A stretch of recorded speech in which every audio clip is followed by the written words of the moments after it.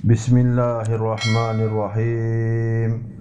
Allahumma salli ala Sayyidina Muhammad wa ala ali Sayyidina Muhammad. Alhamdulillah, para sahabat Al-Hidayah yang dirahmati Allah Ta'ala sekalian. Berkata Hadrat Umar bin Dhar rahimahullahu ta'ala, menerangkan berapa ramai orang yang mengerjakan solat kerana Allah Subhanahu wa ta'ala pada malam hari, diberi rasa senang di kuburnya yang gelap. Ibnu Al-Jauzi rahmatullahu alaih menukilkan daripada Hadrat Ka'ab Al-Ahbar rahmatullahu alaih, sesungguhnya malaikat melihat orang yang bertahajud pada malam hari dari langit, sebagaimana kamu melihat bintang-bintang di langit. Hadrat Fudail bin Iyad rahmatullah ta'ala menerangkan ada 3 akhlak di antara akhlak para Nabi alaihissalam dan orang-orang soleh yang bersih hati mereka, iaitu sabar, segera bertaubat, dan menjaga qiyamul lail.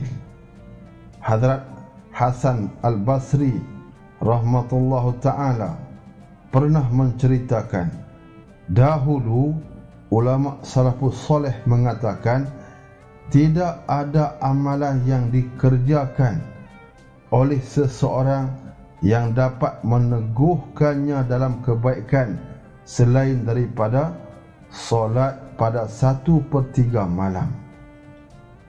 Hadrat Zunnun Al-Mithri rahmatullahu ta'ala menerangkan ada 3 tanda ahli ibadah. Pertama, mencintai malam kerana dapat berjaga untuk solat tahajud dan berkhalwat dengan Allah Subhanahu wa ta'ala. Kedua, membenci datangnya pagi kerana akan melihat manusia dan kelalaian. Ketiga, segera mengerjakan amal soleh kerana takut ditimpa bencana. Hadrat Ibnu Hajar rahmatullahu ta'ala menjelaskan, qiyamul lail mempunyai banyak manfaat. Di antaranya adalah menggugurkan dosa-dosa, sebagaimana angin musim panas menggugurkan daun-daun kering dari pokok. Qiyamul lail juga menerangi kubur kelak, mencantikkan wajah dan menjadikan badan bersemangat. Rahsia tahajud dan qiyamul lail dicorekkan di sini semata-mata untuk kita memperolehi dengan rahmat Allah Ta'ala kekuatan untuk kita bangun malam beribadat kepada Allah Subhanahu wa ta'ala. Hadrat Sa'id bin Al-Musayyab rahmatullahu ta'ala menerangkan, ketika seseorang mengerjakan solat malam, niscaya Allah Subhanahu wa ta'ala menjadikan cahaya di wajahnya sehingga dia dicintai oleh setiap muslim. Cahaya itu boleh dilihat oleh semua orang, hingga orang yang belum pernah melihatnya sekalipun. Orang itu lalu berkata, sungguh aku mencintai orang ini.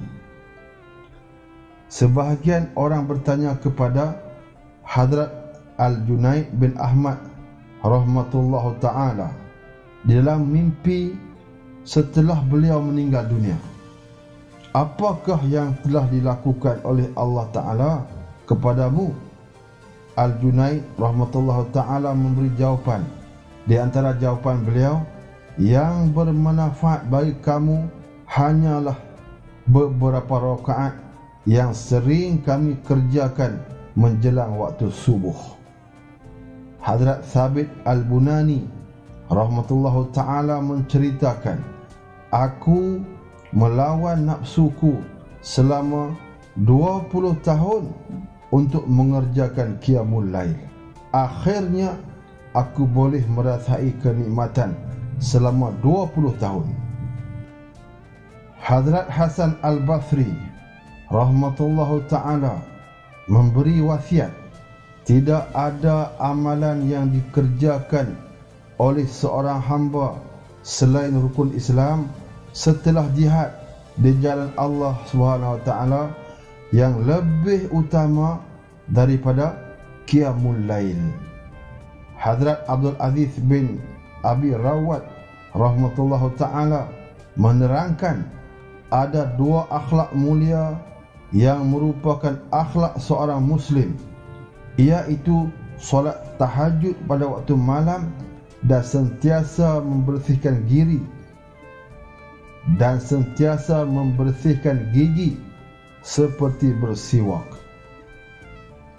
Hazrat Abu Muawiyah Al-Aswad rahmatullahu ta'ala menasihati orang-orang yang rajin mengerjakan qiyamul lail tidak akan rugi terhadap apa yang menimpa mereka di dunia, iaitu meninggalkan tempat tidur, isteri dan waktu rehat.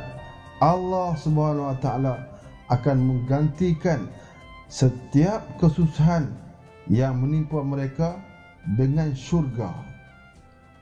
Sebahagian orang soleh mengatakan, tidak ada kenikmatan di dunia ini yang boleh menyerupai kenikmatan yang dirasai oleh penghuni syurga kecuali kenikmatan bermunajat yang dirasai oleh orang-orang yang sentiasa merendahkan diri kepada Allah Subhanahu wa taala di dalam hati pada waktu malam.